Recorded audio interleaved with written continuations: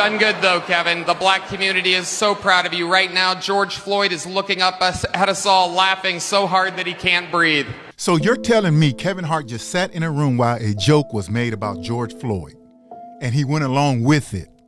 To me, that wasn't a surprise, because I've been saying for years, you can't count on these black celebrities when it's actually something that will cost them. Not when the cameras are on, not when the industry is watching, and definitely not when the check is already cleared. You guys know that. You know it. Before we even get into Kevin Hart, you have to understand the environment he was in. So here's what happened. A few weeks ago on Netflix, a comedian named Tony Hinchcliffe made a joke about George Floyd while Kevin Hart was right there in the room laughing. And to him, it's no big deal. Now, I know some of you people will say, you're overreacting, it's just laugh. Okay, fair enough. But this is bigger than Kevin Hart. This is bigger than Netflix. This is bigger than one joke. This is about Hollywood itself and the relationship black comedians have with that institution. This goes back to medieval times and the court jesters. The court jester's job was to entertain the king. He could say things nobody else could say. He had access nobody else had. But with that access came conditions. And you guys know this. His job was to make the king laugh or lose everything. The jester was never on your side. He wasn't on the people's side. The court jester was on the side of the room. He's always been on that side. And many modern black comedians, not all, but many, see themselves as comedians first, artists first, industry figures first, and they identify with their craft before they identify with the community. Now, when you get there, they're going to take away your name, give you a number and a sledgehammer, and say, get to work. One word of sass, they cuts out your tongue. They good at it, too. You won't bleed out. Oh, they does that real good. So when another comedian crosses the line, their first instinct isn't, did he disrespect black people? That is not what they're thinking. Their first instinct is protect the joke, protect free speech, protect comedy, and that's why they all stick together.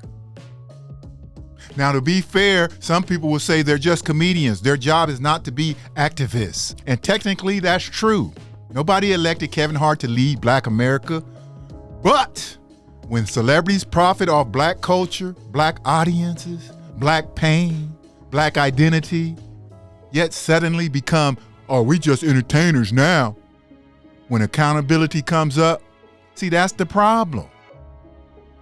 See, back in the day, many black entertainers were closer to the community, not by choice, but by circumstances.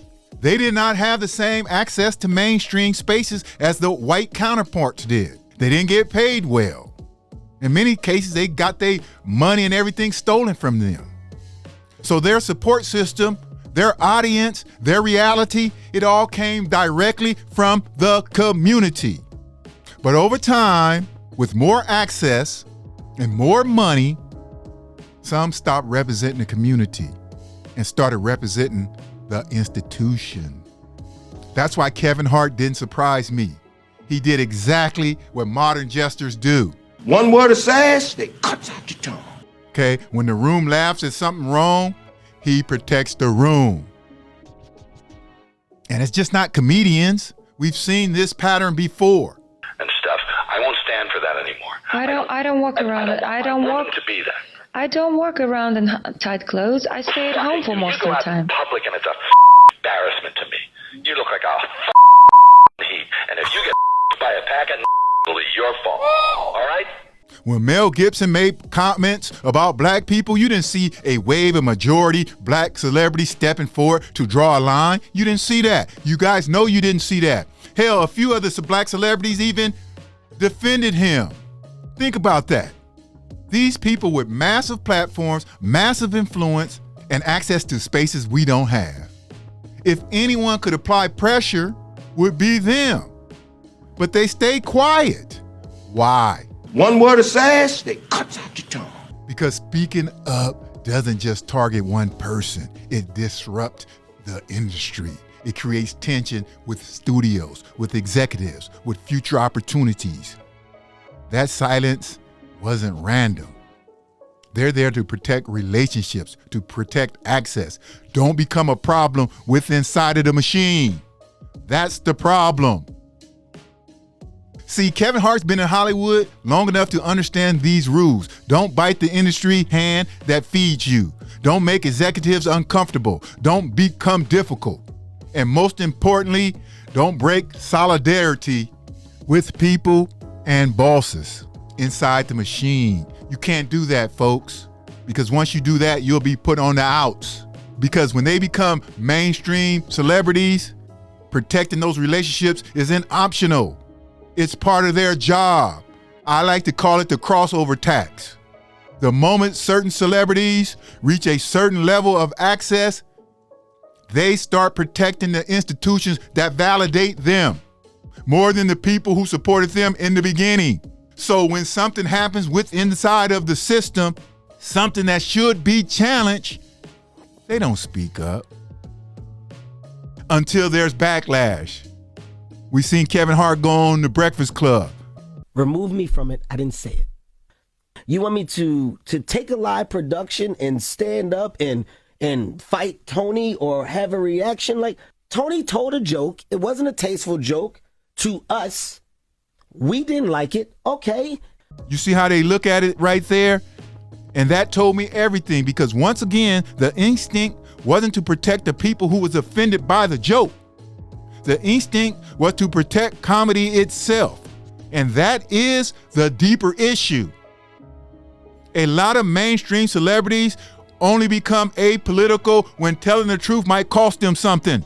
But when defending the industry protects their image, their relationships, their future opportunities, suddenly they have a lot to say. That's when they'll come and speak up. See, now it's all about artistic freedom, free speech, protecting the craft. Get the hell out of here. See, folks, the crossover tax allows them to be black, but it doesn't allow them to be inconvenient. It doesn't allow them to cause problems. And the real problem isn't just the individuals, it's the machine. Hollywood turns celebrities into something they can control. Say that again. Hollywood turns celebrities into something they can control by using money, power, opportunities. And the higher they climb, the more those relationships they have to maintain. Executives, brands, agents, managers, corporate partnerships. That's who they're loyal to. And every step up comes with more access, but it also comes with more dependency. That's why so many of them stay quiet. One word of sass, they cuts out your tongue. Even when they heard about horrible stories behind the scenes, even when movements like Me Too forced conversation to come out in the open, you didn't hear a word from many, because speaking out has a cost for them, the crossover tax.